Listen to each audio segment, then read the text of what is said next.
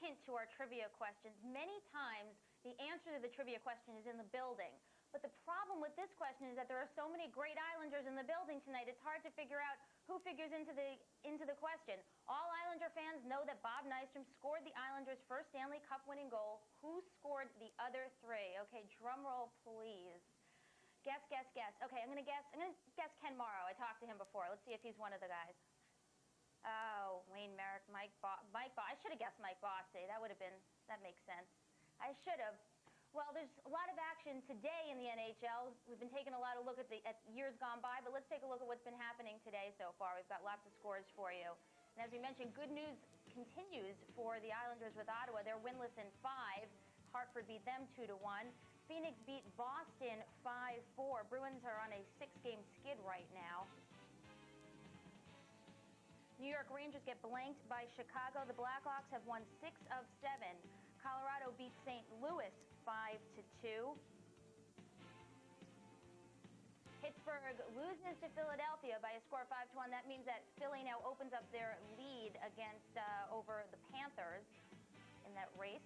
Calgary and Toronto. Calgary is up 1-0 in that game. Robert Reichel brought a 5-game point-scoring streak into that game.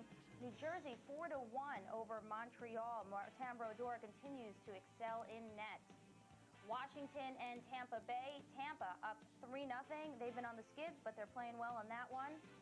And later on this evening, we're going to have some action. Anaheim in Vancouver. Paul Kariya has 21 multiple-point games so far this season. And Edmonton and Los Angeles, that will get way at 10:30. We're scoreless here. Islanders in Tampa Bay. We'll be back with more.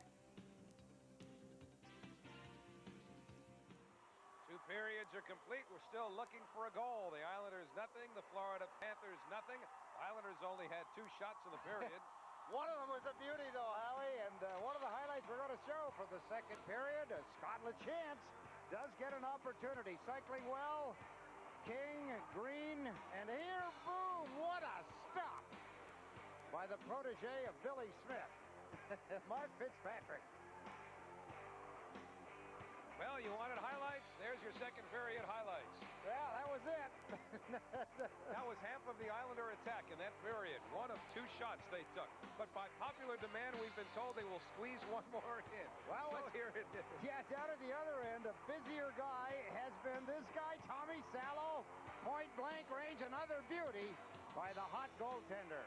We won't try to find any more. We'll simply try to come up with some for the third period, which is coming up in a minute.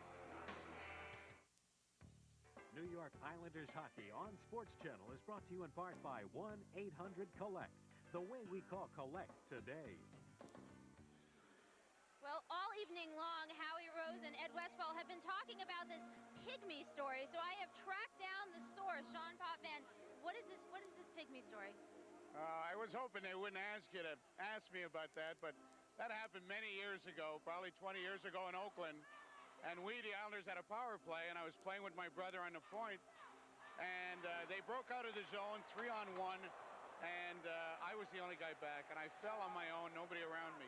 Next day in practice, Al said, "John, what happened?" I said, "Al, you won't believe it. But somewhere up in the rafters, there was a pygmy that was hiding up there. And I saw the flash, and he shot this poison dart right in the back of my heel, and that's how I fell." He looked at me like I had 2 heads, just shook his head, and he says, "I can't believe this guy came out with this excuse." Much, much better than the dog ate my homework. Exactly. All right, so we got to the bottom of it, guys.